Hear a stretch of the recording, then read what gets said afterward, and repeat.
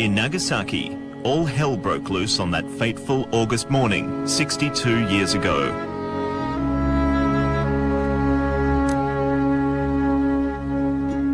The Urakami Cathedral, at the epicenter of the blast, was blown apart.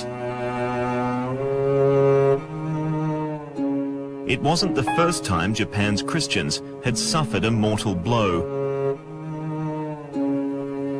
In the mid-1500s, Christianity was introduced by Spanish missionaries. For 50 years it flourished, until its popularity posed such a threat to Japan's rulers, it was outlawed.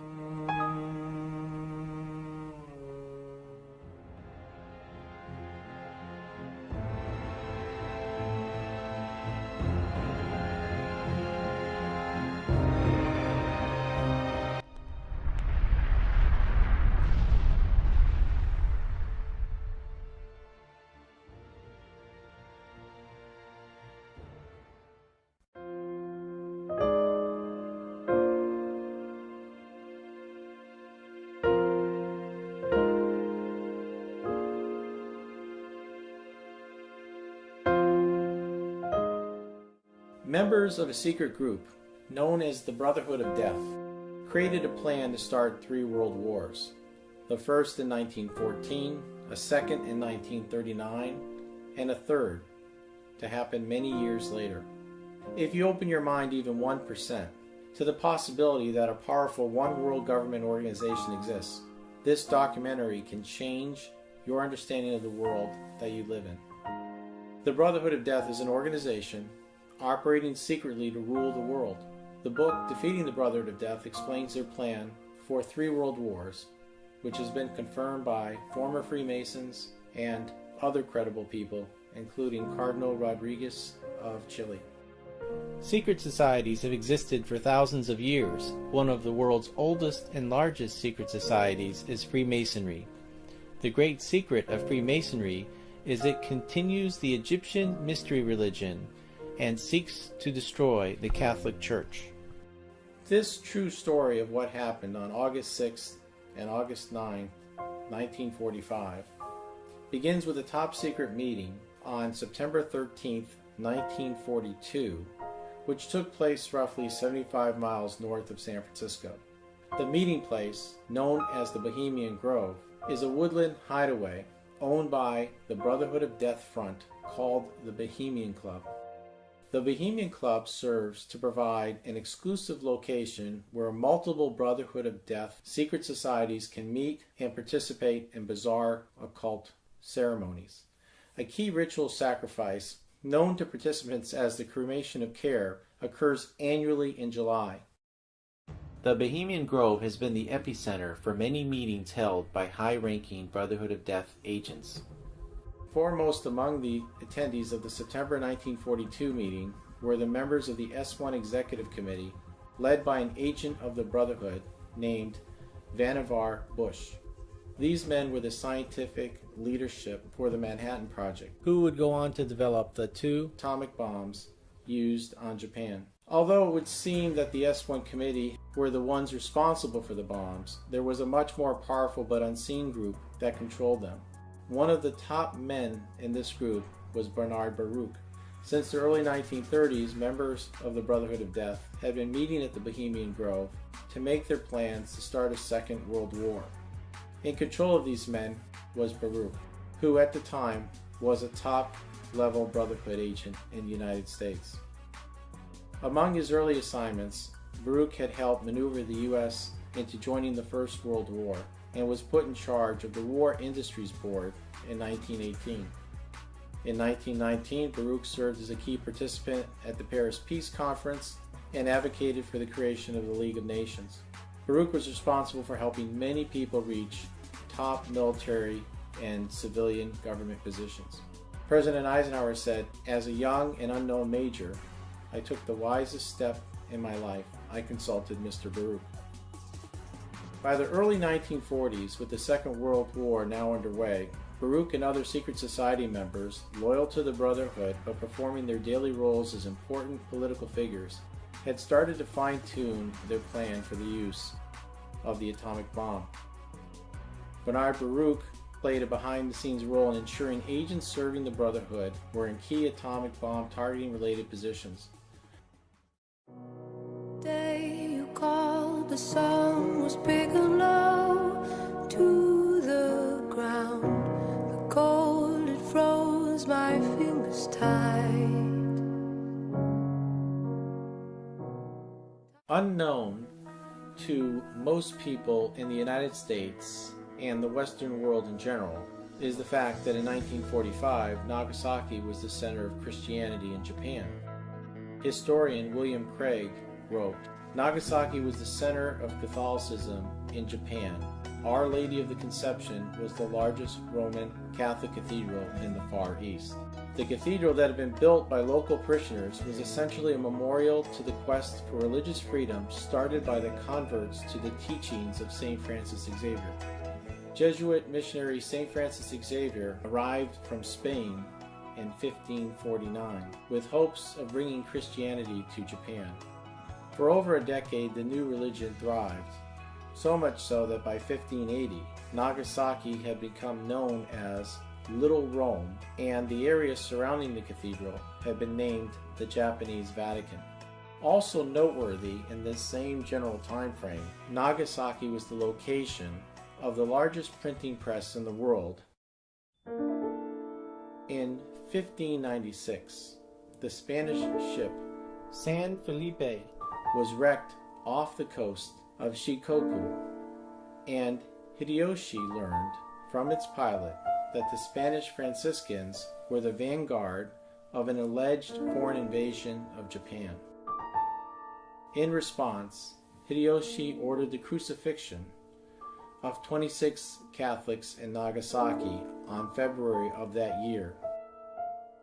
These men would later become known as the 26 martyrs. Despite severe earlier persecution, by the late 19th century, several branches of Christianity were thriving. By 1873, Christianity had become so popular that all signs banning the religion were removed and the Gregorian calendar was adopted. Japan became known as a land of religious freedom. The Japanese people would now also measure time from the birth of Christ, instead of just from the ascension of the new emperor. For the Brotherhood of Death, the growing number of Christians in the area made Nagasaki a target. By the time the atomic bomb was developed, Nagasaki had approximately 50,000 Christians in the immediate area. Brotherhood of Death agents infiltrated the United States government and secured every key position needed for the selection and execution of Christianity in Nagasaki. The Brotherhood of Death, being intimately involved in every aspect of the atomic bomb program, wanted more than just the defeat of Japan. Serving in the more elite Skull and Bones as a Brotherhood of Death bonesman was Secretary of War Henry Stimson.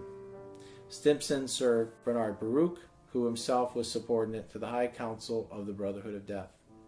With a lockhold on the key atomic bomb targeting leadership positions, the Brotherhood of Death killed more Japanese Christians in a few seconds than the persecutors of the faith were able to do in the last 500 years. To camouflage the anti-Christian purpose of the atomic bomb, agents of the Brotherhood orchestrated events that would serve the post-bombing propaganda campaign. One such example is arranging for a Catholic priest and a Protestant minister to bless the bombing missions. Pilot Charles Sweeney wrote that Captain Bill Downey, a Lutheran minister, said, "I bless the men and their airplanes that fly off to kill and be killed. I condone their actions by my blessings." For the Brotherhood of Death, this was important for multiple reasons. In their belief system, human sacrifice is required to generate power. A human sacrifice of the magnitude yielded by the atomic bombs needed to be carefully concealed.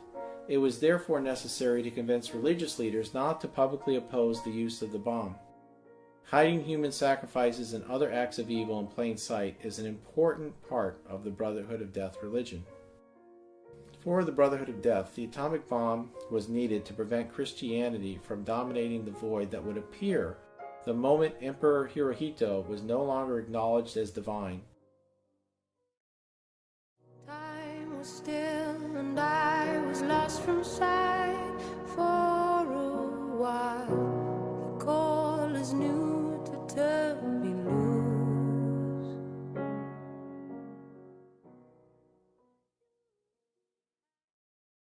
Brotherhood of Death member Henry Louis Stimson confirmed he selected Nagasaki to be ground zero for the only version of the atomic bomb previously proven to work.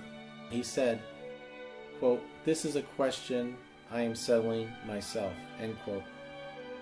While it may be hard to initially understand why a Christian cathedral in a city that, according to U.S. Admiral William D. Leahy, was of no material assistance in the war against Japan, would be targeted for an atomic bomb attack, when the true motives of the Brotherhood of Death are revealed, it quickly becomes apparent. General Dwight Eisenhower went on record communicating, quote, "Japan was at that very moment seeking some way to surrender with minimal loss of face. It wasn't necessary to hit them with that awful thing," end quote.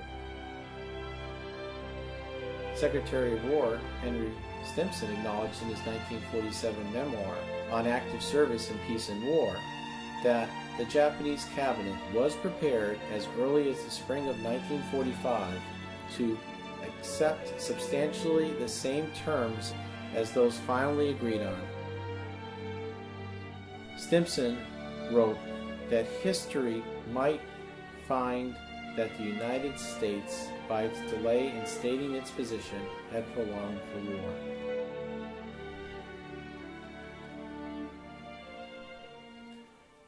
Major Charles Sweeney participated in both the Hiroshima and Nagasaki bombing runs.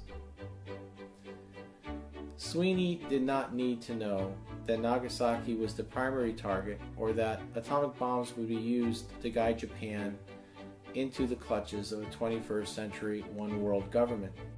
Men like Sweeney were replaceable, as many would follow orders without question, and is often still the case for combat troops, would do so without understanding the origin and ultimate purpose of their mission. Major Sweeney wrote that Hiroshima was targeted because it was the location of major armament factories and the headquarters for the Second Japanese Army, which would mount the defense against any invasion. Sweeney disclosed Niigata would have been a logical primary target because it was the location of industries vital to Japan's ability to remain at war. Sweeney noted Kyoto, another high-value military target, was removed from the list by Secretary of War Henry Stimson. Stimson was initiated into the Skull and Bones Secret Society and graduated from Yale in 1888.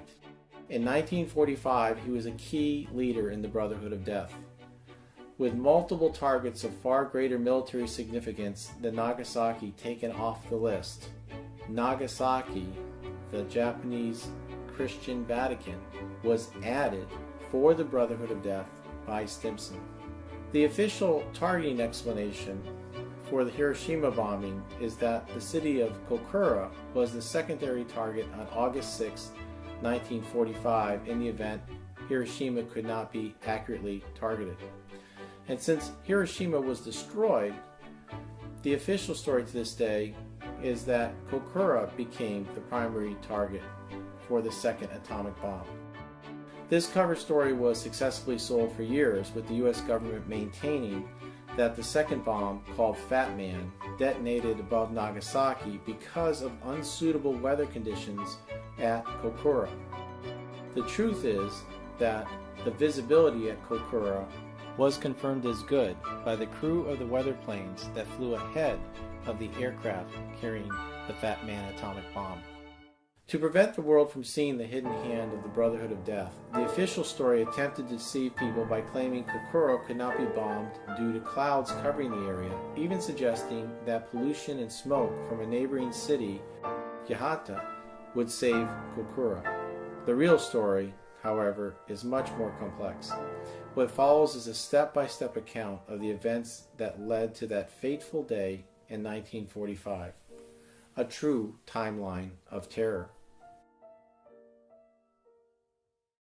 His heart was shattered to the ground. On July 16, 1945, in the Jornada del Muerto Desert in New Mexico, the first atomic bomb was detonated. Witnessing this event were members of the Manhattan Project, the Los Alamos director Robert Oppenheimer, test director Kenneth Bainbridge, and many other top-level scientists and military personnel.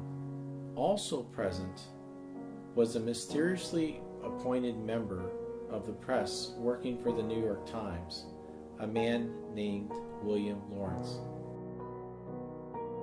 William Laurence, originally a Lithuanian named Lev Wolf Su, was a Brotherhood of Death insider who had been placed at the New York Times by General Leslie Groves, himself instructed to do so by Bernard Baruch. Successfully operating as an agent of disinformation, Laurence would go on to write many propaganda pieces, earning him the nickname of Atomic Bill. His major cover-up first began with the press release about the Trinity shot, a blasphemous name for the test explosion, because the Holy Trinity is a phrase known by Christians to describe the Father, Son, and Holy Spirit, or in essence, the power of all life. To name a bomb with the power to destroy everything that God created, Trinity, was definitely an insult meant to offend. The first atomic bomb, a plutonium bomb, detonated at 5 hours and 29 minutes local time. The device had an energy equivalent of approximately 20 kilotons of TNT and left a bomb crater of radioactive class in the desert 10 feet deep and 1,100 feet wide. At the time of detonation, the surrounding mountains were said to be illuminated brighter than daytime for 1 to 2 seconds, and the heat at the base camp was reported as being as hot as an oven. The roar of the shock wave was felt as far as 100 miles away. The mushroom cloud reached 7.5 miles in height. After having witnessed the Trinity shot, Los Alamos director J. Robert Oppenheimer later said that, while watching the test, he was reminded of a line from the Bhagavad Gita, a Hindu scripture. Now I am become death, the destroyer of worlds. It was strange that Laurence, being a foreign national who would normally be denied even a secret security clearance, would in a few weeks be the only civilian authorized to participate in the Hiroshima and Nagasaki atomic bombing runs. While Laurence was approved to be on the observer plane that accompanied the B-29 sent to bomb Hiroshima, he claimed he arrived late for the flight and could only watch the bomber depart. As a civilian, Laurence was not court-martialed or punished. Even so, why would Laurence, as a reporter, miss the Hiroshima flight, which was the only historical chance to witness the very first use of nuclear weaponry? Why would only Laurence, a civilian, even be invited to participate to witness extremely sensitive atomic bombing missions? Every person on the atomic bomb mission served a very special purpose. For the Brotherhood of Death, Laurence's secret Nagasaki mission was too important to risk by having him participate in the diversionary but still lethal Hiroshima bombing. That is to say, by missing the Hiroshima flight, Lawrence was positioned to deliver secret orders from Secretary of War Henry Stimson, who himself was secretly working for the Brotherhood of Death to make Nagasaki the primary target. The Brotherhood of Death agents are very clever, and its leaders at the time understood the marketing principle called the law of leadership. This marketing principle states that people remember the first event in a new category and pay less attention to the second event in a new category. If asked who was the first person to fly from New York to Paris solo, many people can correctly answer the question with Charles Lindbergh. But if asked what was the name of the second person to fly the Atlantic Ocean solo, few people would know the answer. Understanding this principle is critical for understanding why Hiroshima, by being first, was actually a diversionary target. Then you can also understand how important Lawrence's secret Nagasaki mission was. Major Charles Sweeney and almost everyone else on the bombing runs were to never know the special purpose Lawrence was to serve. Only the senior military person responsible for dropping the bomb, Commander Ashworth, would need access to top-secret, eyes-only orders from Secretary of War Stimson. Along with Lawrence's secret mission, top-secret, eyes-only destroy-on-receipt orders do not survive to become part of the historical record. While the paper trail documenting secret operations is routinely thin, it is clearly established that someone secretly changed the Nagasaki target map at the last minute. The proof is the simple fact that the center of Christianity became ground zero for the bomb instead of Mitsubishi's military shipyard. The Nagasaki atomic bomb was never intended to be used to destroy military targets. It was meant to hit at the heart of the Christian religion in Japan. Despite receiving a Kakure clear skies and good mission weather message, Sweeney and team circled the general area 3 times as Ashworth refused to violate orders and used radar to drop the Fat Man atomic bomb. Ashworth then told Major Sweeney they were going to make one run on Nagasaki. Bizarrely, in contradiction to his previous actions, Ashworth then ordered Sweeney and the bombardier to be prepared to use radar. As Commander Ashworth was the senior military officer on the mission, Major Sweeney and the bombardier obeyed Ashworth, even though the new instructions contradicted extremely clear orders prohibiting dropping an atomic bomb without a distinct visual target sighted. Nagasaki was obscured by 80 to 90% cumulus clouds at 6,000 to 8,000 feet. The Nagasaki radar targeting further highlights that Ashworth behaved as if he had received eyes-only secret orders authorizing radar use. The B-29, known as Box Car, opened the bomb doors, and at the last moment, Bombardier Kermit Behan announced that he could see a hole in the clouds. Behan then said, "I've got it, I've got it," and released the bomb at 11:01 a.m. At 11:02, when Fat Man detonated, much of the city was destroyed in less than a second, and an estimated 73,884 people were killed. Among the first victims were prisoners of war, Japanese Christians, and over 10,000 Koreans.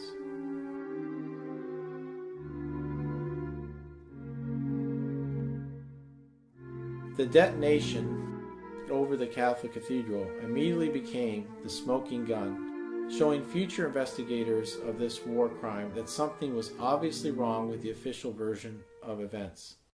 Prisoners of war held at Nagasaki camps, already struggling to survive in appalling conditions, were burned alive. The Fukuoka prisoner of war camp number 14 is located close to the epicenter.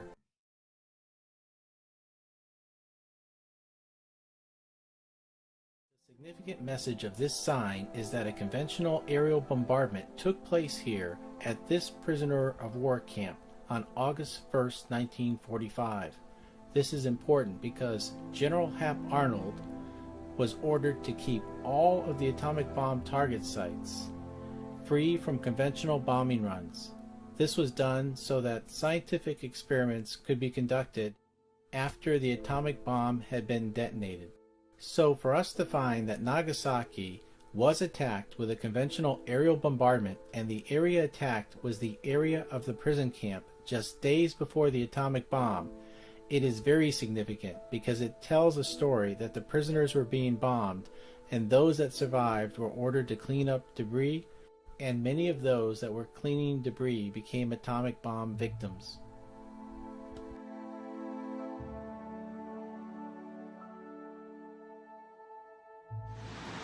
What we find here is clear evidence that Nagasaki was not supposed to be an atomic bomb site, but in secret was indeed planned in advance to be a site for the only version of the atomic bomb that had been proven to previously work. That sign, which was very embarrassing to the US government and generally unknown by people, has now been removed. Was it removed because Atomic Bomb Secrets was published, which is what I propose? Since 1945, evidence continues to disappear. In 1945, the Tateyama atomic bomb shelter is built in Nagasaki to protect members of the ruling elite. Prefectural Governor Wakamatsu Nagano convened a special meeting on August 9, 1945 to discuss an atomic bomb attack on Nagasaki when at 11:02 a.m. the atomic bomb detonated. Governor Nagano and the other people in the shelter are kept safe. The shelter design is similar to secret atomic bomb shelters constructed for Stalin. According to the Nagasaki Atomic Bomb Museum's Hitomi Shirashi, the official records for the Tateyama air raid shelter have disappeared. A mysterious fire at Nagasaki City Hall destroys photographic atomic bomb evidence of Urakami's cathedral taken soon after the atomic bomb detonated. Large sums of money mysteriously appear in the 1950s to rebuild Urakami Cathedral on the condition the ruins are not preserved. In 1955, Nagasaki's mayor, Tatsumo Tagawa, reverses his long-standing position and calls for the Urakami Cathedral ruins to be removed. Hikamatsu Tsunuki, a former Nagasaki city official, said the preservation of the ruins would have caused some problem to the United States. Following the 2013 and 2014 presentations of information in this documentary to officials at the Hiroshima and Nagasaki Atomic Bomb Museum, additional evidence started disappearing. The Hiroshima Atomic Bomb Museum East building was closed in 2014. Amazingly, even for the major 70th anniversary of the atomic bomb, evidence shown in this documentary was concealed from the public. historians both here in Japan and in the United States have never explained how the pilot and crew could confirm that they hit their assigned target within 500 feet and that the map shared with the American people after the bombing mission showed the intended target miles away from where the bomb detonated. In fact, had the intended target been hit, the area where I'm standing and the shipyard behind me would have been destroyed. That mysterious map that was once at the National Archives is shown in the book Atomic Bomb Secrets. This picture of the map, unfortunately, is all that we have because the original map, according to the National Archives, has been stolen or is lost. In fact, the archives offers a reward for anyone that can return that original map. This map that was at the archives highlights that there was another map that pilot Charles Sweeney and team, in order for them to hit their target within 500 feet, had a map showing Urakami Cathedral as the aiming point. While the case for the peace statue as the exact hypocenter location is explained in the book Atomic Bomb Secrets, the fact is clear that the atomic bomb was detonated over the center of Christianity in Japan and some 3 miles from the Mitsubishi Naval Shipyard. Oppenheimer and others involved in the atomic bomb program realized that they were deceived regarding when and how the atomic bombs would be used, as both bombs primarily targeted civilians. After the bomb had dropped, Brotherhood of Death agents launched a propaganda campaign to suppress the Nagasaki truth. Part of their campaign focused the public's attention on the Los Alamos Target Committee as being responsible for making the Nagasaki targeting decisions. J. Robert Oppenheimer, known as the father of the atomic bomb, was the scientific leader of the Manhattan Project and the leader of the Los Alamos Target Committee. He revealed he never recommended Nagasaki as a target. Instead, Oppenheimer, as well as many others who worked without knowledge of the Brotherhood of Death and their plan to destroy Christianity, was genuinely surprised when he learned that Nagasaki was where the Fat Man bomb had been detonated. Speaking to President Truman after Nagasaki was destroyed, Oppenheimer told him, quote, "Mr. President, I feel I have blood on my hands," end quote. With Oppenheimer expressing shock about Nagasaki, Edwin Reischauer, a U.S. Army intelligence expert on Japan serving on Oppenheimer's team, was also falsely credited with having a deciding role in selecting Nagasaki. However, as the handcuffs of secrecy were eventually removed after the war, Reischauer revealed in his autobiography, as did General Leslie M. Groves in his book, that it was Secretary of War Henry Louis Simpson who made the decision to destroy Nagasaki. Simpson said to General Groves, "This is a question I am settling myself. The historical record is crystal clear. Neither Oppenheimer, Reischauer, or General Groves selected Nagasaki as a primary or secondary target." As both hoped and intended by the Brotherhood of Death, the false target selection attribution served to draw attention away from the fact that a high-level Brotherhood member selected Nagasaki.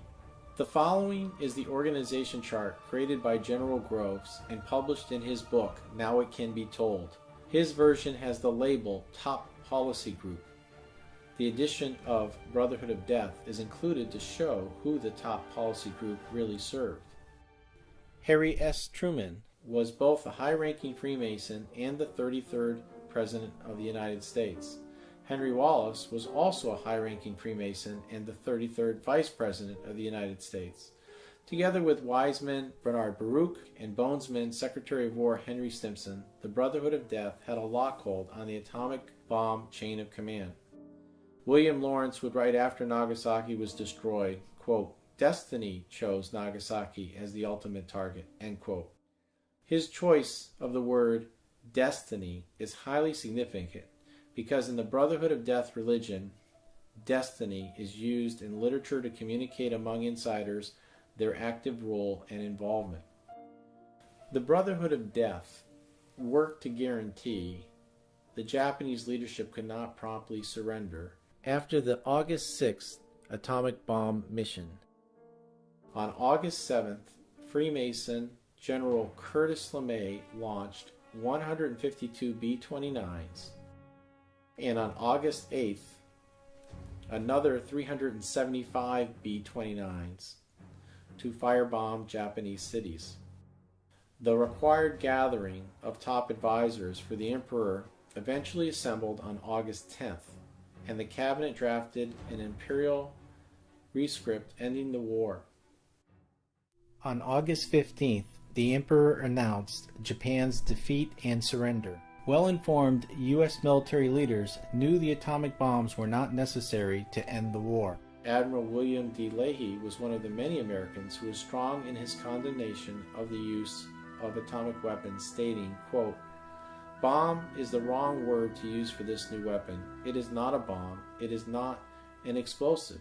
It is a poisonous thing that kills people by its deadly radioactive reaction more than by the explosive force it develops." My own feeling is that in being the first to use it, we had adopted an ethical standard common to barbarians of the Dark Ages.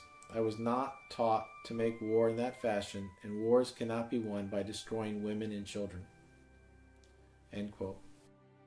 As difficult as it is for many to hear, the atomic bombs were not needed to end the Second World War, or save the lives of American soldiers, including Norman Bissett, who was at Hiroshima on August 6, 1945, and died 13 days later from radiation sickness. Instead, they were deployed to uproot Japanese Christianity and help advance the Brotherhood of Death plans for a new world order.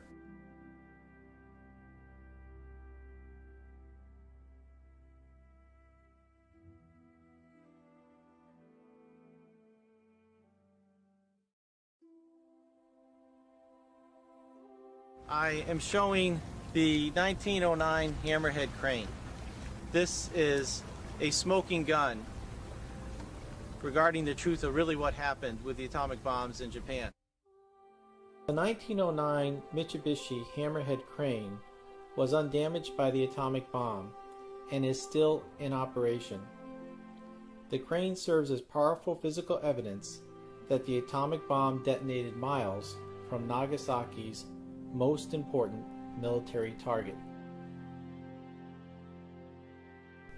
Another prime example is the brick 1898 Shiro Kan or Mitsubishi Museum building, which was not damaged by the atomic bomb. The atomic peace flame is to be kept lit until all atomic weapons have been eliminated from the planet. The peace flame also has a hidden message. In the belief system of the Brotherhood of Death, the flame represents that man, through secret knowledge, can become a god. I realize this sounds unusual at first, but when you realize that in their belief system, this is the flame of Prometheus, this is the flame that goes back to the ancient mystery religions, and this flame represents seeking knowledge, and that through knowledge man then moves up and eventually becomes illuminated and is a man god. This is a belief that was shared by many people throughout history. The pharaohs of ancient Egypt are prime examples, and in that belief system it really didn't matter too much what you did to other people. What really mattered was at the end of your life how much wealth and power that you accumulated, and then you would put that wealth and power in a triangle or pyramid structure, be buried with it, and take it off to the next life for use there. That's why you will see many of the symbols from ancient Egypt in secret societies such as Freemasonry, and here in monuments at the Hiroshima Atomic Bomb Museum, as well as at Nagasaki at the Atomic Bomb Museum and Peace Park in that city. When you understand what these symbols mean, simple things like the peace flame can take on an entirely new meaning. The official Nagasaki atomic bomb ground zero is shown by the Black Column Monument, which is in the center of rings or a target bullseye. Extremely noteworthy is the Urakami Cathedral surviving statues, which are also within the target bullseye rings. The Nagasaki Ground Zero Monument communicates a powerful hidden message. Specifically, Nagasaki was hit with an atomic bomb to destroy the center of Christianity in Japan, not the military facility that was located some 3 miles to the south of where the bomb actually detonated.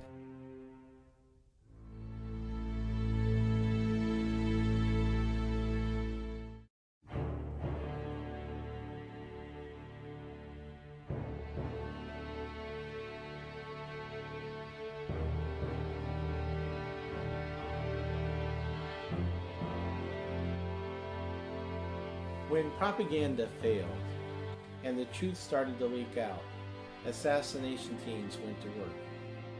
2 highly classified programs, Alsos Mission and Operation Bloodstone, were revealed during the 1976 Church Committee Senate investigation. Colonel Boris Pash, was the Chief Manhattan Project counterintelligence officer in charge of both Alsos mission and Operation Bloodstone. He was questioned about unsanctioned killings during one of the rare times that Brotherhood of Death agents lost control of a congressional investigation. The damage done to the Brotherhood by the Church Committee was so great that it resulted in Freemason President Gerald Ford authorizing the immediate reassignment of Skull and Bones member George H.W. Bush from his position as the chief of the U.S. Liaison Office in the People's Republic of China to lead the CIA. Bush was tasked with regaining control of the situation for the Brotherhood of Death. Historians in the service of the Brotherhood of Death want Pash's work kept unknown for many reasons. Pash was a key person in charge of silencing people who revealed Brotherhood of Death secrets. The assassination program he led, Operation Bloodstone, eliminated uncooperative scientists and other credible people who could expose secrets, including the plan to destroy Christianity in Japan. A 5-person Operation Bloodstone cleaner team, a group of assassins assigned to suppress evidence, was called PB7. Although many insiders deemed problematic by the Brotherhood of Death were permanently silenced, often character assassination was their ideal way of removing people from prominent positions. One of Pash's most famous character assassinations was that of J. Robert Oppenheimer, when he was accused of being a communist sympathizer. Author Christopher Simpson noted it was Colonel Pash's testimony that helped seal the fate of Oppenheimer in the well-known 1954 security case. And while the crimes of the Japanese imperial military and other terrible events of World War II have been popularized in movies, books, and computer games, it is a strange fact that until recently no movie, play, story, book, or video game about the Second World War has ever featured this age-defining act of cowardice, a crushing of a people already broken to begin with. It has been said that the greatest trick that the devil ever pulled was convincing the world he did not exist. The real question is, now that we know true organized evil exists, what are we willing to do about it?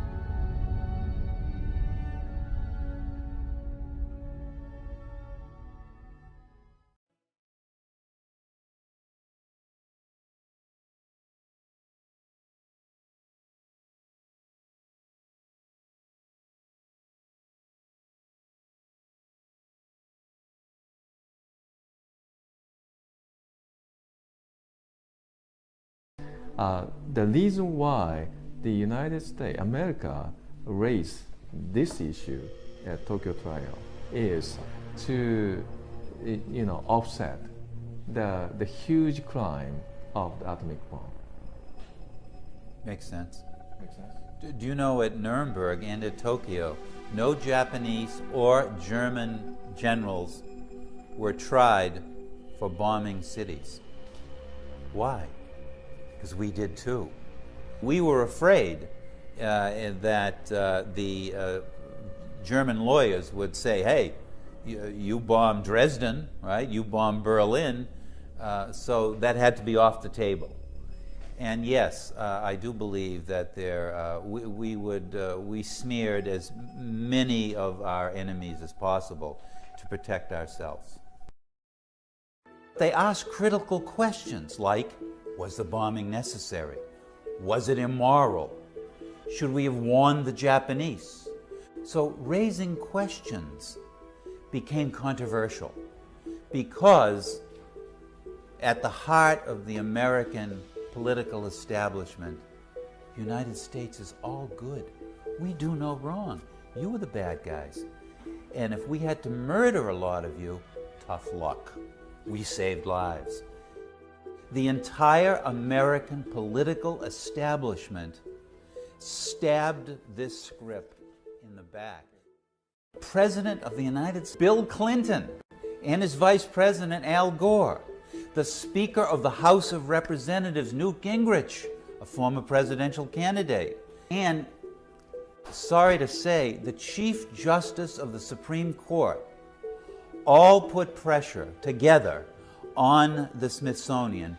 It was a great American shame. I would say even a crime of censorship. They were going to be talking to Lieutenant General Wesley Groves in Washington, D.C.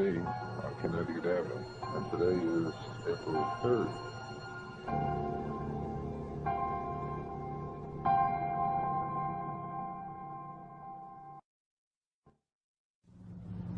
Not dropping on a real target meant that he was throwing mud on Roosevelt, who started this thing. Why start a thing like this if you're not going to use it? But there was never any thought of not dropping it on the real target by the people who were responsible.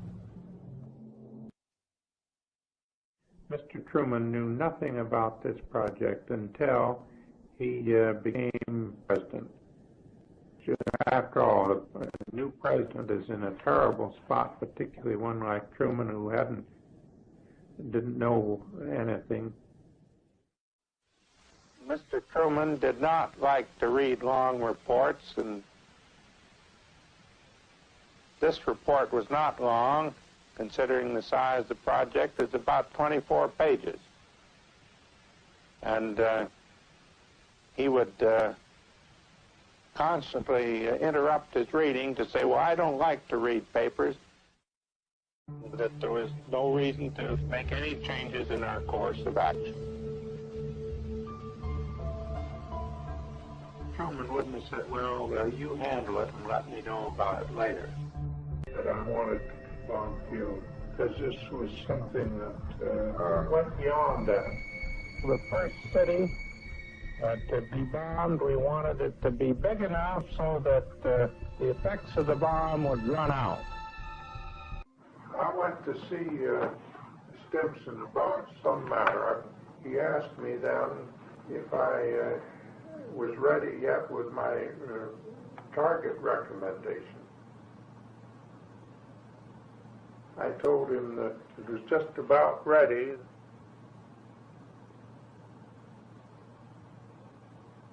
He said to me, what are your targets?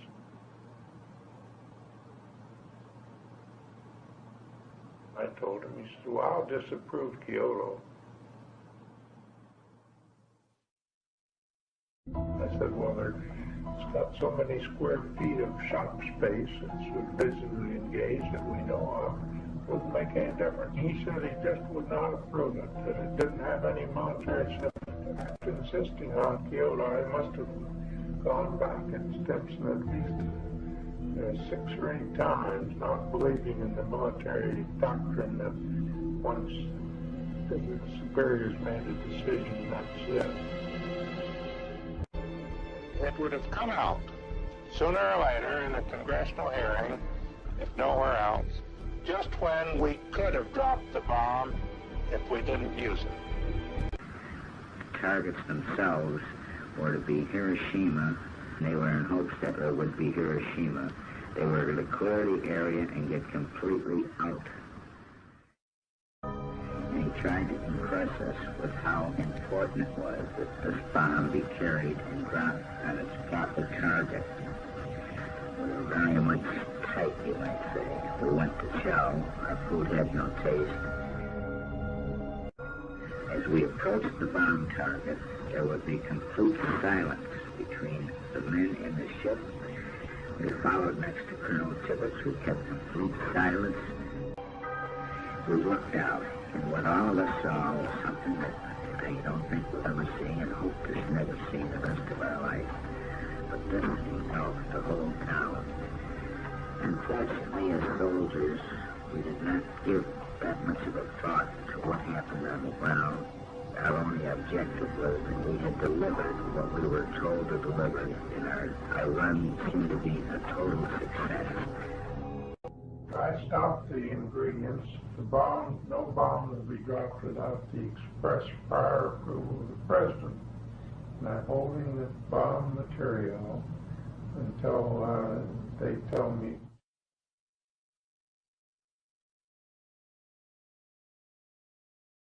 The New York Times correspondent told a very different story. The reporter William Laurence was not just working for the Times, though. He was also on the payroll of the U.S. War Department. That's what the Pentagon was called at the time. Laurence wrote military press releases and statements for President Harry Truman and Secretary of War Stimson, all the while faithfully parroting the line of the U.S. government in the pages of the New York Times. He was awarded the 1946 Pulitzer Prize for his reporting on Nagasaki, as well as on the U.S. government's development of the atomic bomb. His work was crucial in launching a half-century of silence about the deadly, lingering effects of the bomb. In 2005, I joined my brother, the journalist David Goodman, to call on the Pulitzer board to strip Laurence of, and the New York Times of the Pulitzer for their atomic bomb reporting. Juan Gonzalez and I talked to David on Democracy Now! About William Lawrence's deception. William Laurence had immigrated to the United States from Lithuania in the 1930s, at a time when actually the New York Times was laying off reporters due to the Great Depression. They asked Laurence to become both the newspaper's and the nation's first dedicated science reporter.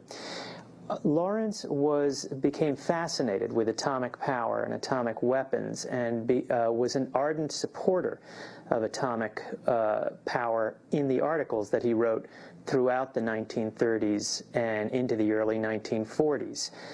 This is probably what caught the attention of the War Department. In the spring of 1945, a remarkable meeting took place secretly at the headquarters of the New York Times in Times Square in New York City.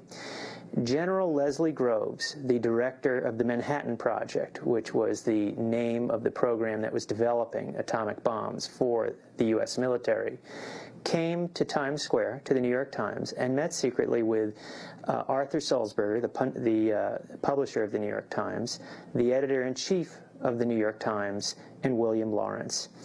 At that meeting, he asked Laurence if he would become a paid publicist, essentially, for the Manhattan Project. So while simultaneously working as a newspaper reporter for the New York Times, he would also be writing, essentially, propaganda for the War Department. Officially, he was asked to put in layman's terms the benefits of atomic weapons and the development of atomic power. Other New York Times reporters were unaware of this arrangement, this dual arrangement where he was being paid by both the government and the newspaper, and in fact were somewhat mystified when Laurence began taking long leaves of absence. Well, the government's investment in Laurence paid off in spades, because he was rewarded for his loyalty. He was also ended up writing statements for Secretary of War Stimson and for President Truman himself. He was rewarded by being given a seat in the squadron of planes that dropped the atomic bomb on Nagasaki.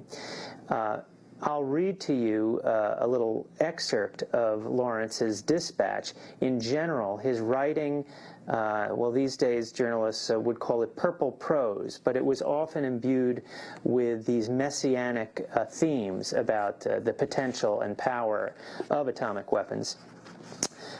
Here is what he had to say in describing the bombing of Nagasaki. This bombing is thought to have taken about 70,000 to 100,000 lives. Lawrence recounted, quote, being close to it and watching it as it was being fashioned, he's speaking here of the atomic bomb, into a living thing so exquisitely shaped that any sculptor would be proud to have created it. One felt oneself in the presence of the supernatural. And Lawrence went on to write a series of 10 articles about the development of the atomic bomb. This and his reporting about the Nagasaki bombing won him the 1946 Pulitzer Prize in reporting. He seems to have been completely unashamed and unrepentant of what was clearly an egregious conflict of interest by any of the most basic canons of journalism ethics. Lawrence later wrote in his memoirs about his experience as a paid publicist for the War Department. He wrote, quote, mine has been the honor, unique in the history of journalism, of preparing the War Department's official press release for worldwide distribution. No greater honor could have come to any newspaperman or anyone else for that matter. And David, I think it's instructive, the effects of this reporting. I mean, on the one hand, you had someone like Wilfred Burchett on the ground talking about, he didn't even have the words to describe. He talked about bomb sickness. He talked about atomic plague. And then you have Lawrence's front page story, September 12th, 1945, U.S. atom bomb site belies Tokyo tales. Tests on New Mexico range confirmed that blast and not radiation took toll. This after William Lawrence, while he didn't go to Hiroshima, was taken by Leslie Groves, the general in charge of the Manhattan Project that was responsible for the bomb, took Lawrence and other reporters to New Mexico to counter what the War Department, what Groves was calling Japanese propaganda of the effects, the deadly effects of radiation.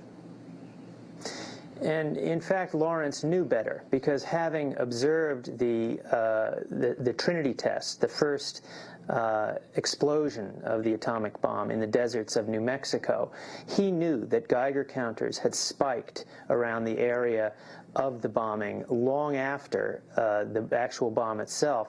In fact, an interesting footnote to this whole encounter is that when Lawrence was brought by Groves in this effort, as Amy describes. We're going to pull out of that clip of David Goodman describing William Lawrence. William Lawrence, Greg Mitchell, the original embedded reporter, won a Pulitzer Prize for his reports, was also on the payroll of the War Department, writing the Stimson press releases and statements. Right.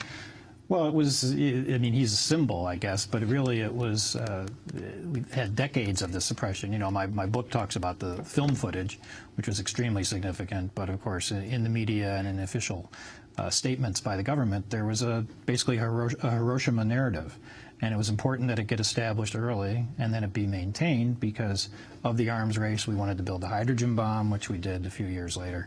And so it's been important to the development both of nuclear weapons and nuclear energy in the U.S. that this Hiroshima narrative be disseminated. And, you know, really from the first words of the nuclear age, it was a lie when Truman said that they bombed Hiroshima, which was merely a military base. And so it's been 66 years of that kind of misstatements and misleading arguments. The words nuclear power, nuclear weapons, and suppression of information follow through. This is the T-shaped bridge, which was a target of the bombing. Oh, okay. Well, I remember there was like two rivers going down. You could see the two rivers. And that's all, but same movie. That's my movie. Oh. I took that movie. I took that movie. Out the little window. Our window's only about that big. So small. That's all. That's all you can see. All smashed. So this was just easier, just one, whereas that was day after day after day. I guess that's the way you spell it. I think it's very worthwhile that this has been done. It's okay? Fine. Now, when there's a war, they talk about innocent civilians. There are no innocent civilians. You're doing something for the war effort. So there's no innocent. Hello? 博士の広島訪問を伝えたところ、2人の希望で対話が実現することになった。No, but I've seen pictures of Tokyo being burned. Same thing. Took longer. Same thing. Now, if you want to blame anybody, you should blame your military for doing what they did. The whole thing is bad. I was a pitcher. My catcher was Howard Erickson. He was drafted. He was killed in Japan fighting. The whole thing was a mess. And to me, whether one dies from bullets or explosives or atomic bombs or regular bombs, when you die, and it's just terrible. You are in a way fortunate that you did survive. So many people didn't survive, both from our side of the world and your side of the world. 2人は、生きていてむしろ幸せだと私は思います。ないんです。She doesn't want to apologize. If you can even feel some sort of apology or I'm sorry no way. for this, then Pearl Harbor did it for me. I lost too many friends in Pearl Harbor. ですね、No apology. Somehow it may well be that the presence of these terrible weapons will prevent major wars. And we hope that responsible governments will never have a war again and will never, under any cases, have to resort to using nuclear weapons. It would be absolutely irresponsible. But since you say that you're not going to apologize, he feels that he doesn't have the heart. I won't apologize. He should apologize. He doesn't have the heart to tell him that or apologize. I don't apologize. We have a saying, remember Pearl Harbor. もう少し分かっていただけるかと思ったのがどうも正当がなさるんでそれが残念でたまりません。Well, he knows some American people, and he likes American people. Okay, thank you. Okay, good luck. Good luck. Take care of yourself. Take care of yourself. 66th anniversary of the U.S. atomic bombing of Nagasaki, which killed some 75,000 people and left another 75,000 seriously wounded. It came just 3 days after the U.S. dropped an atomic bomb on Hiroshima, killing around 80,000 people, injuring some 70,000. By official Japanese estimates, nearly 300,000 people died from the bombings, including those who lost their lives in the ensuing months and years from related injuries and illnesses. Other researchers estimate a much higher death toll. The atomic bombings of Japan remain the only time nuclear weapons have been used in war to date.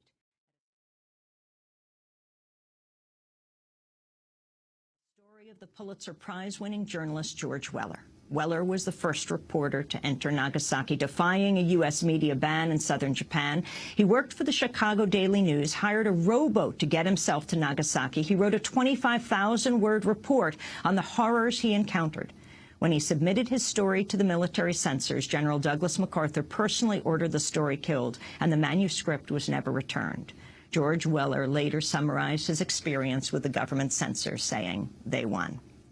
Well, years ago, George Weller's son, Anthony, discovered a copy of the suppressed dispatches among his late father's papers. George Weller died in 2002. They're now published as a book called First into Nagasaki, the censored eyewitness dispatches on post-atomic Japan and its prisoners of war. This is an excerpt of an interview that Juan Gonzalez and I did with Anthony Weller, George Weller's son, shortly after he first discovered his late father's papers. Well, I think the thing that astonished him the most, I mean, there were many things that he found astonishing. Remember, he went in there 4 weeks almost to the minute after the bomb was dropped, which was on the 6th of September in mid-morning is when he arrived. And he was struck, obviously, by several things, by the physical appearance of the city, which was still smoldering here and there, by the surgical precision of the bomb itself. Later, he was to learn that, in fact, a great deal of damage had been done, not just by the bomb, but by the fires that erupted, because people were cooking their midday meal when the bomb hit, and a number of wooden residences just caught fire, and the fire spread. So, in a way, it was kind of like a Dresden. And as he went round the ruins of the city and rapidly began visiting all the hospital facilities that still existed, I know he was struck immediately first by the absence of any American medical personnel. 4 weeks later, there were still no doctors or nurses. And then by the great precision and care with which the Japanese doctors had already cataloged the effects of the bomb on individual organs of the body. And over the next few days, he was as astonished as the Japanese doctors were, of course, by what he referred to in his reports as disease X. It was perhaps not so astonishing to see some of the scorches and burns that people had suffered, but to see people apparently unblemished at all by the bomb, who had seemingly survived intact, suddenly finding themselves feeling unwell and going to hospital, sitting there on their cots surrounded by doctors and relatives who could do nothing, and finding when he would go back the next day that they had just died.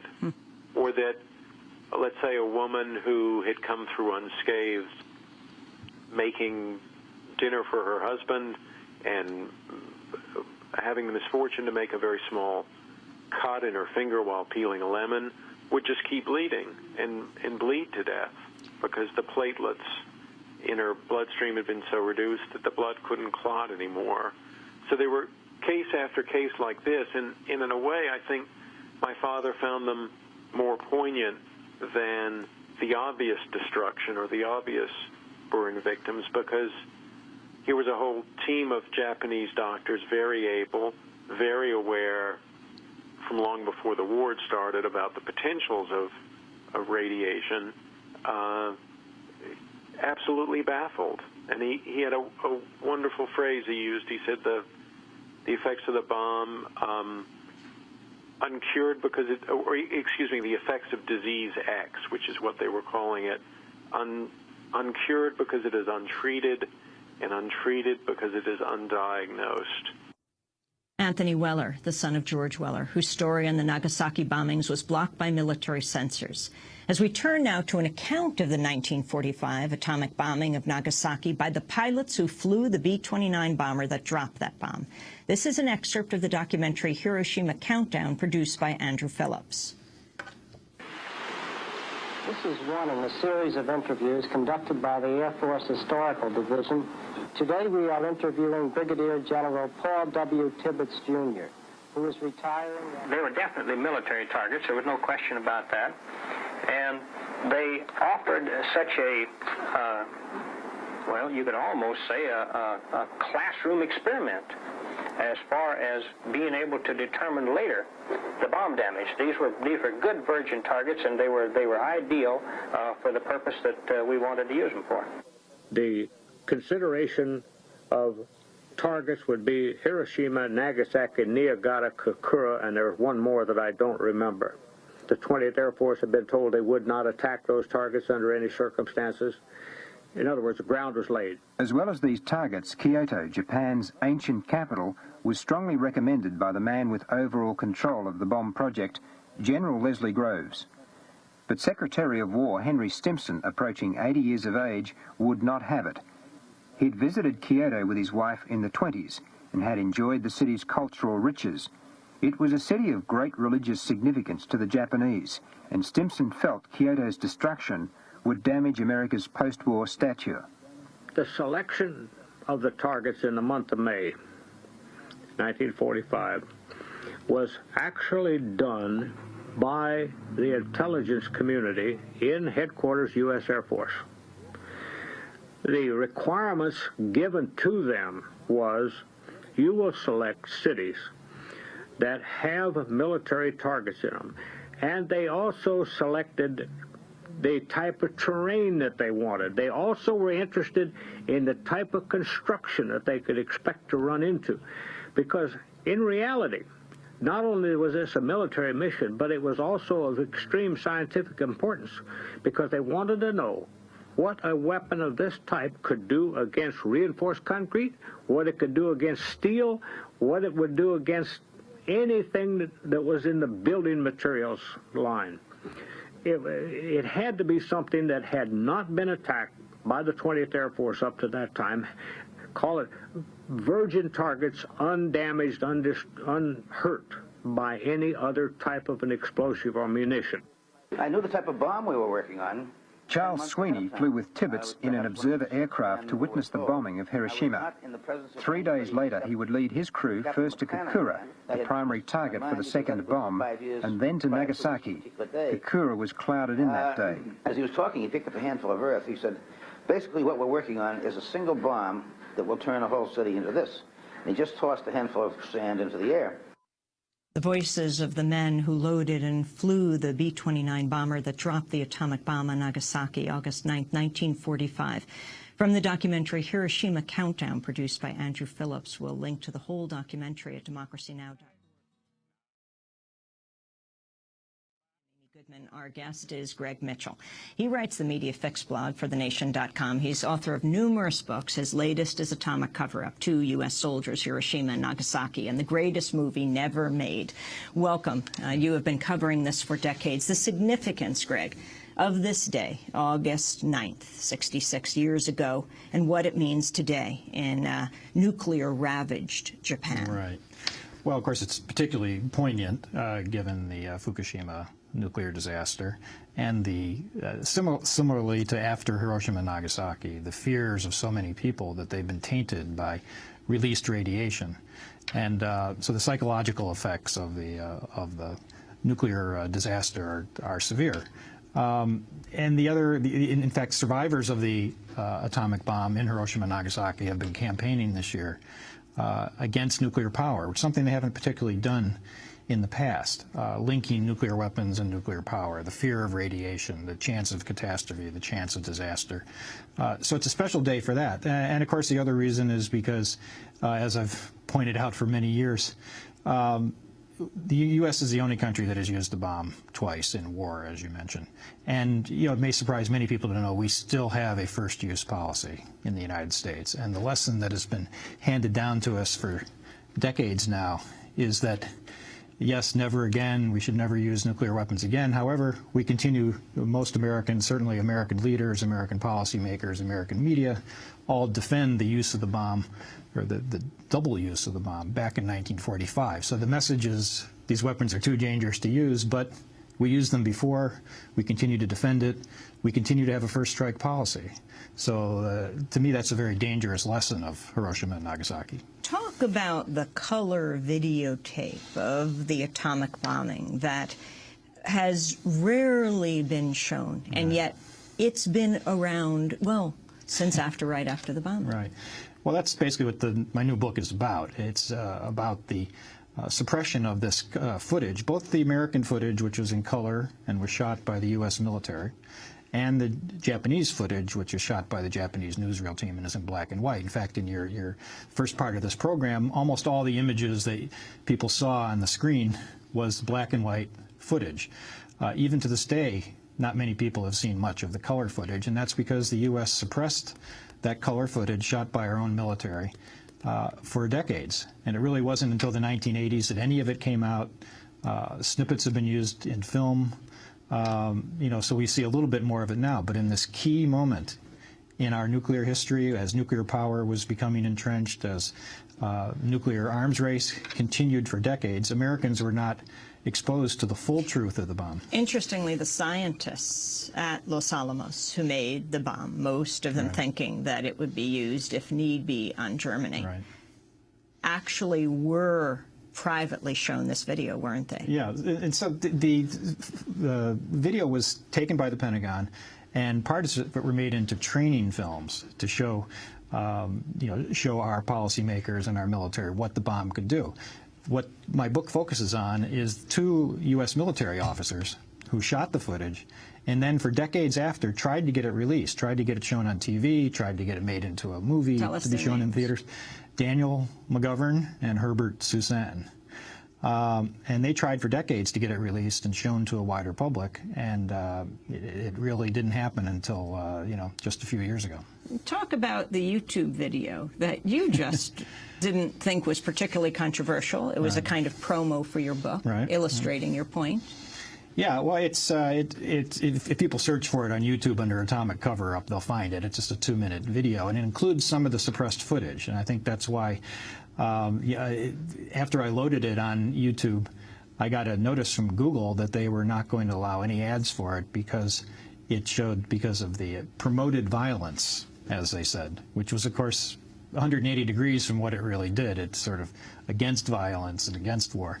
And of course, the real irony was that it was an act of suppression about a book and a video that is about suppression. So there were a lot of people protested, and that sort of ended it after a few days. Well, speaking of the stories that were told about what happened in Hiroshima and Nagasaki, I wanted to go to Wilfred Burchett, the first journalist to make it into Hiroshima, which was bombed 3 days before Nagasaki. It was bombed August 6, 1945, an Australian reporter who defied the U.S. military ban, who took a train for 30 hours. The whole area of southern Japan was off limits. He took this train to Hiroshima. In this recording, an excerpt from the documentary of Andrew Phillips called Hiroshima Countdown, Burchett describes what he saw. I went to a hospital which had survived in the outskirts of the city. These people were all in various states of physical disintegration. They would all die, but they were giving them whatever comfort could be given until they died. And the doctor explained that he didn't know why they were dying. The only symptoms they could isolate from a medical point of view was that of acute vitamin deficiency. So they started giving vitamin injections. And he explained that where they put the needle in, then the flesh started to rot. And then gradually the thing would develop this bleeding, which they couldn't stop, and then the hair falling out. And the hair falling out was more or less the last stage, and a number of the women who were lying there with sort of halos of their black hair, which had already fallen out. I felt staggered, really staggered by what I had seen. And just where I sat down, I found some lump of concrete, I remember, that had not been pulverized. I sat on that with my little Hermes typewriter. And my first words, I remember now, were, "I write this as a warning to the world." I write this as a warning to the world, Wilfred Burchett wrote, his reporting exposing the horrors of the bombings and particularly talking about, well, he didn't have the words for radiation. He talked about an atomic plague.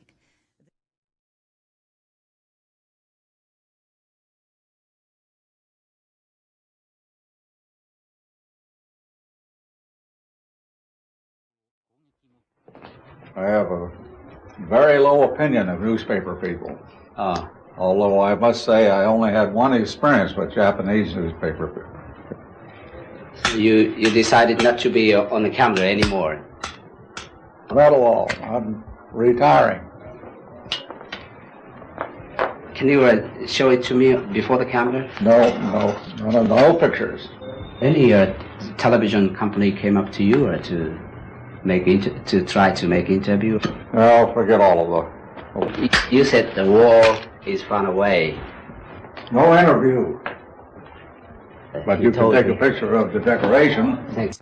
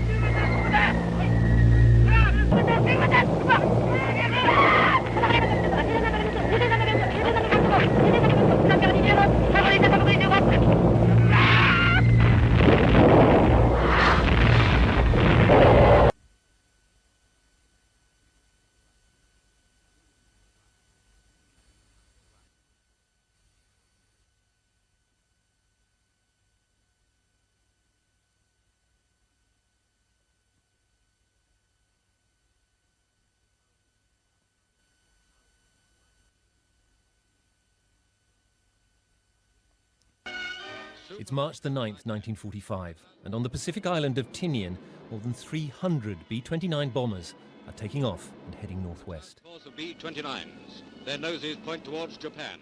Just after midnight, they reach their target. その特徴は爆弾を投下する高度と目標だった。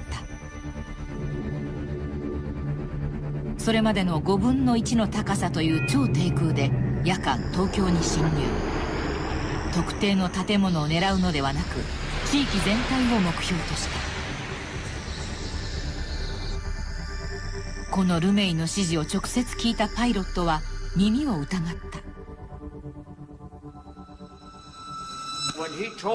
ルメイが低く低く飛べと命令した時、私たちは全員立ち上がり自殺行為だと叫んだ。そしたらルメイは葉巻を2つに噛みちぎり私たちに投げつけて怒鳴ったんだ。とにかく低く飛べと。For all their destructive power, those of us who flew the superforts felt they were things of beauty.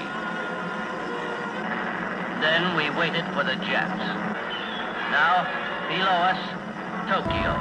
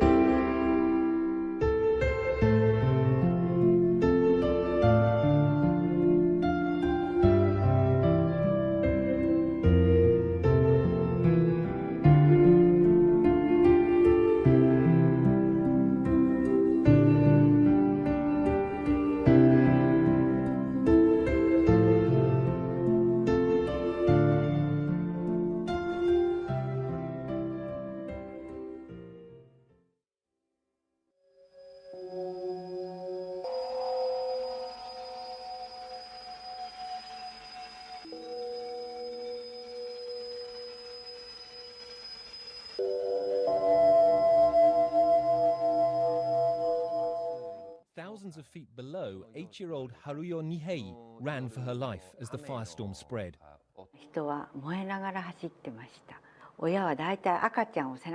Parents were running from the flames carrying babies on their backs, and other children running beside them.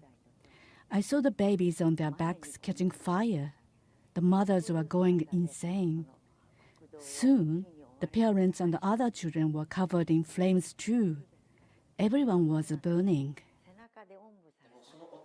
In this tiny private museum, one of the M69 bombs, incendiaries designed specifically to set Japan's wooden houses alight.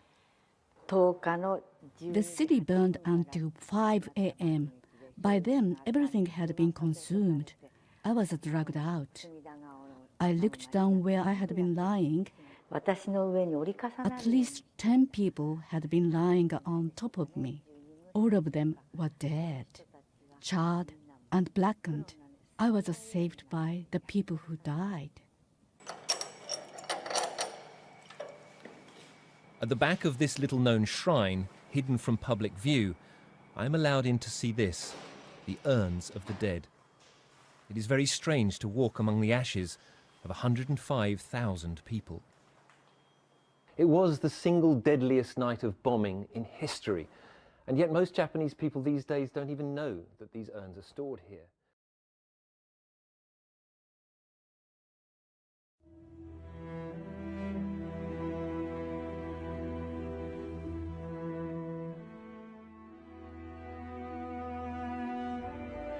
Then we see the mushroom cloud. America says the war was over. It was just the beginning for 50 years of every Japanese person alive.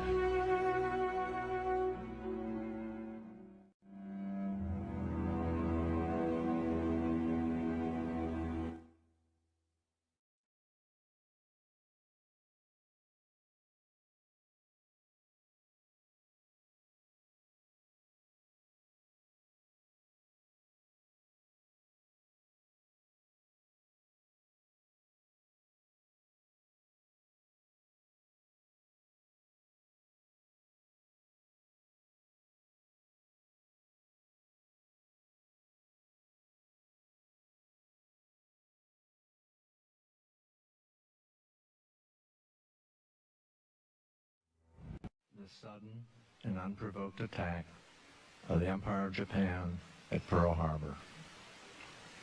I enlisted in the Marine Corps to avenge Pearl Harbor. I was angry. I wanted to kill Japanese. I remember like it was yesterday, 1945. I was there to record for history the bitter aftermath of Ground Zero. I stumbled through ashes and rubble to get there. When looked out over the devastating city, shocked, all civilization had vanished. I couldn't believe I was still standing on the planet Earth.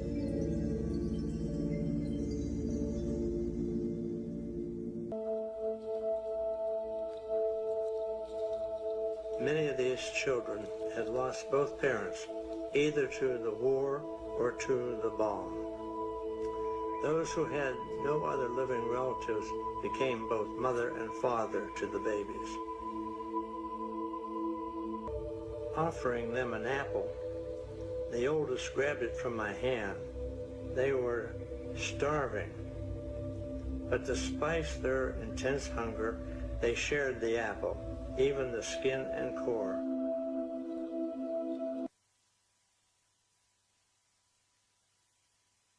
I saw he was different. When I got as close as this front room,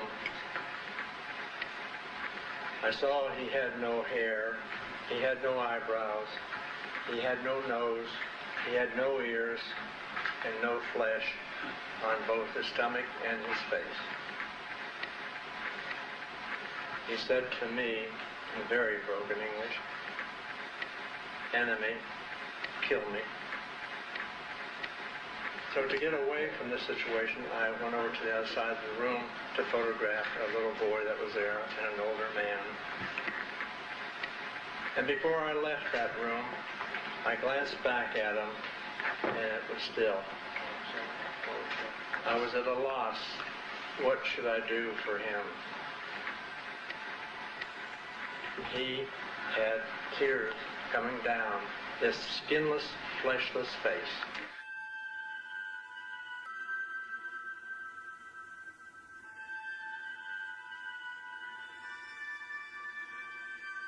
What I saw was terrible.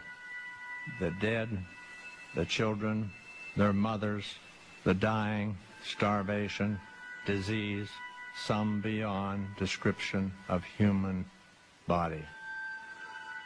After photographing so many horrible scenes of pain and suffering, my hate towards the Japanese changed from hate to compassion. How can one human being do this to another? I just don't understand.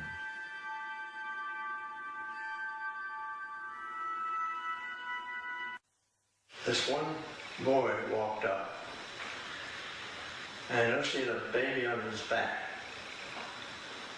And two men went around back of him, took the baby off, didn't throw it, they laid down and softly tossed it into the flames. And he stood there at erection, like he was saluting. Bare feet, it made a red reflection. And his face would be red, and he never cried, he never did anything but bit his lip. But he walked off and never said a word.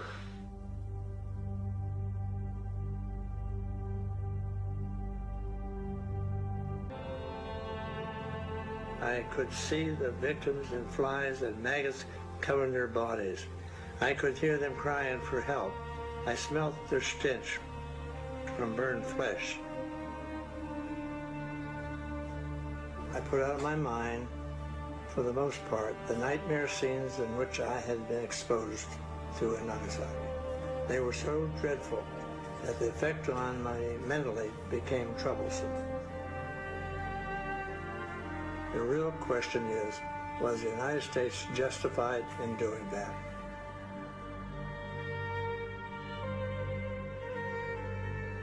I tried to sleep. I could not sleep. Night would never end. And I got mad. I didn't want to look at them. I could not look at them without being taken back to 1945, and there was nothing I could do.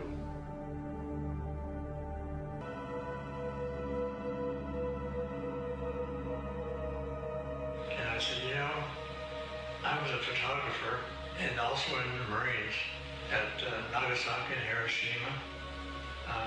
Do you have any afterthoughts about dropping the bomb?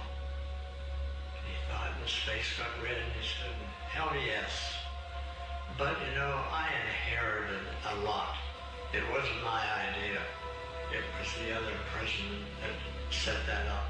I just had to do it for him.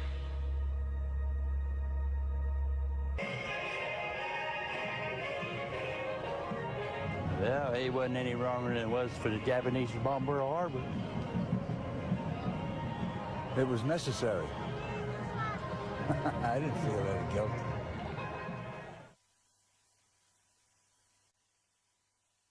Ever since then, I've had a lot of problems. Probably 25 surgeries on my back. I am kind of bitter about them not telling me that where they were sending me, there was radiation there. That's pretty bad. And I spent so much time there on ground zero, Nagasaki.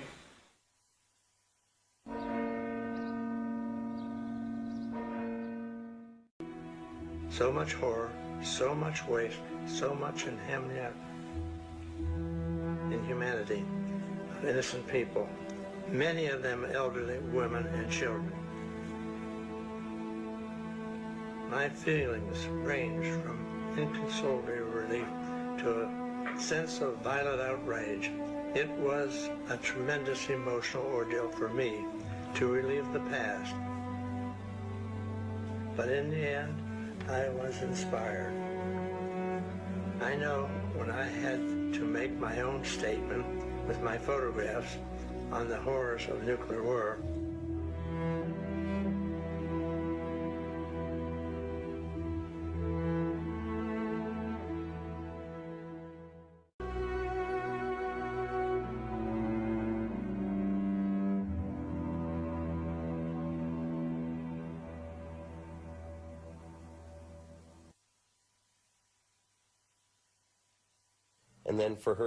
ある日、母が家に帰ってきたら、トランクを開けた父が台所に原爆の写真を並べていたんです。被爆者や爆心地の写真から母は目を背けました。母にはショックが大きすぎたんです。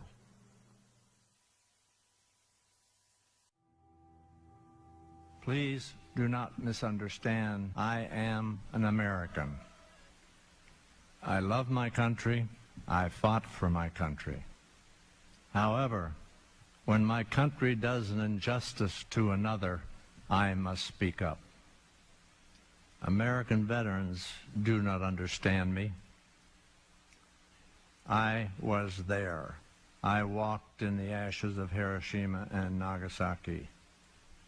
The Japanese army did many terrible things in China, Japan, Korea, and whatever. But can't you understand, a small child did nothing. It is for those that I speak. They and their mothers did not deserve to die, to win a war. It was not right in 1945. It will not be right in the year 2045. It will never be right. It will never be right. History has a way of repeating itself. It must never be repeated again.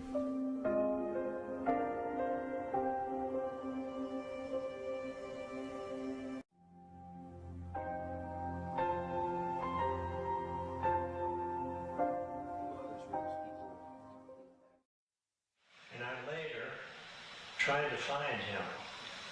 I advertised in the paper because I really wanted to help him. Ran a paper, have you seen this boy? This and he never appeared and no one ever saw him. He probably lived alone and was on his own, but we never could find him.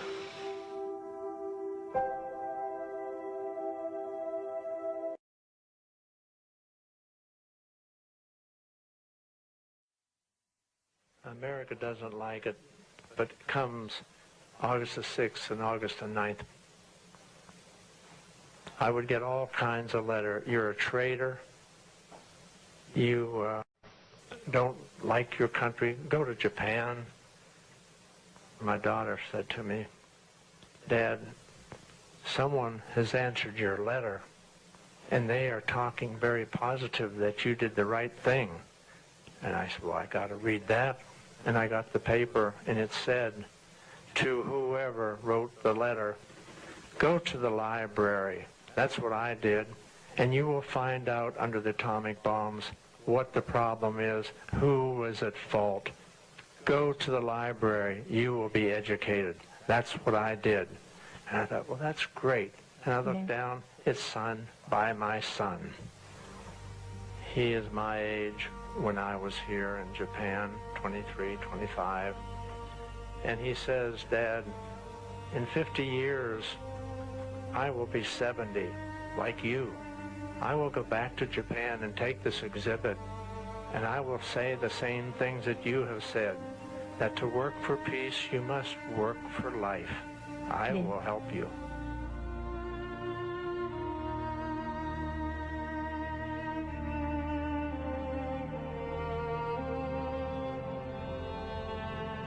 I didn't know the story about him.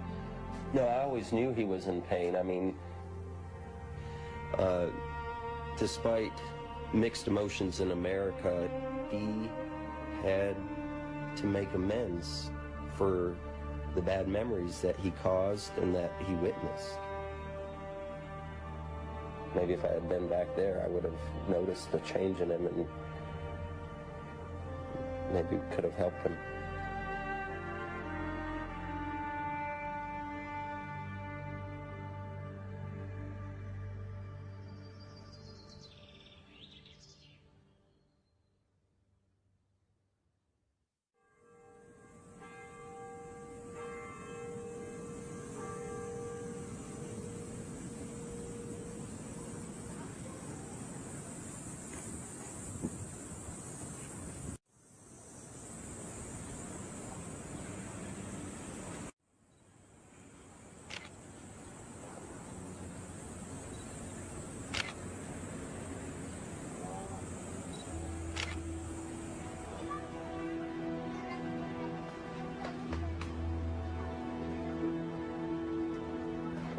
Smile. Yeah. Yep, right here. Yep. Up. No. Come on.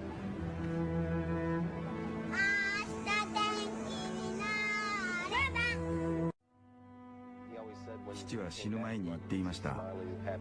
あの日の長崎には笑顔がなかったと。いつか長崎で笑顔の子供を撮りたいと。それに応えたいと思ったんです。